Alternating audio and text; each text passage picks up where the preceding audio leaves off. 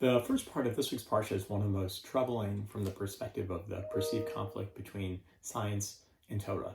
Obviously, the way in which the Torah describes the Sheshis Yemei Bereshis, the 7 days of creation, not exactly aligned with what modern cosmology has outlined as the process through which the universe as we know it came to be.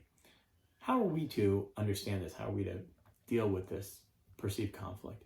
This has been discussed for generations. I want to share with you something the Ramban wrote almost 1,000 years ago. He says, "Vasipur b'masha niber b'yom rishon manas b'yom sheni v'shar yamim." The description of what happened on the first day and on the second day and all the other days. B'arichos b'yitzir Sodom Chava, the lengths the Torah goes in describing the creation of Adam and Chava.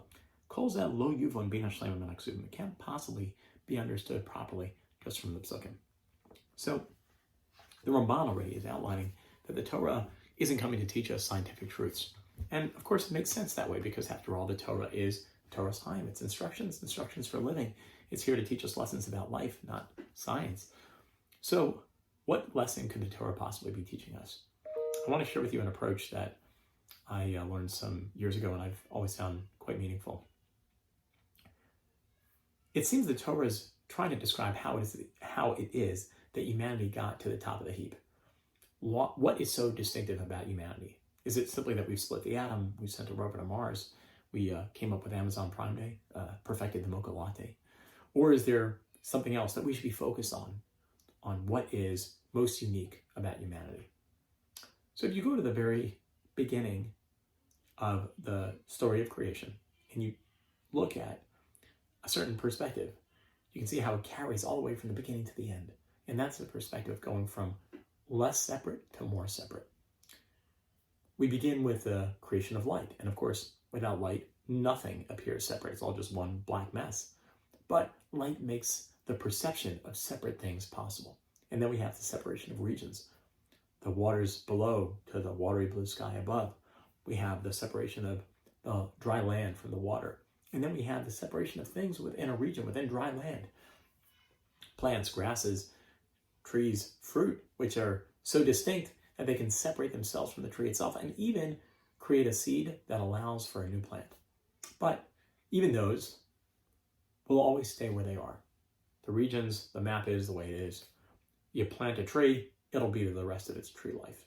Then we go into animals, then we go on to the planets and the stars. Those are constantly in motion. So motion is separating something from where it is now to where it is later. Although the motion of the planets and the stars is always fixed, you can predict 1,000 years from now exactly where any planet will be.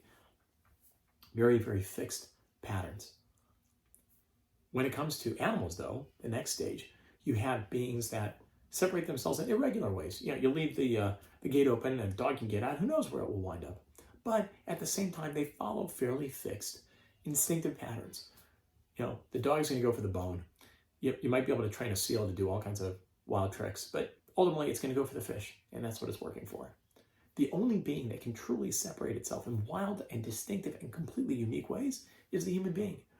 People can be born into any situation, into the greatest opportunity or the very worst circumstances, and they can make of their lives whatever they want, and it happens. Human beings can create all sorts of civilizations, communities, organizations, business, nonprofit, all sorts of unique and creative ways of expression and of being. And that's what makes humanity so unique. And in many ways, this is the perfect introduction to the rest of the story.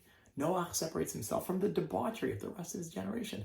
Avram separates himself from the entire world that has pagan beliefs. And he brings the world this idea of ethical monotheism. And the family that he creates will have the greatest impact on human history for all future. Separating himself, Avram Avri, Avar Nar, the person who separated himself. And every one of us, as a Jew, has the opportunity, has that legacy and opportunity to make of ourselves the most separate of beings. We go to work, and at work, very often we're doing the same jobs as many other people. But how is it that we treat others? How is it that we express ourselves? How is it that we watch what we do and others are able to perceive how we're aware of what we're doing?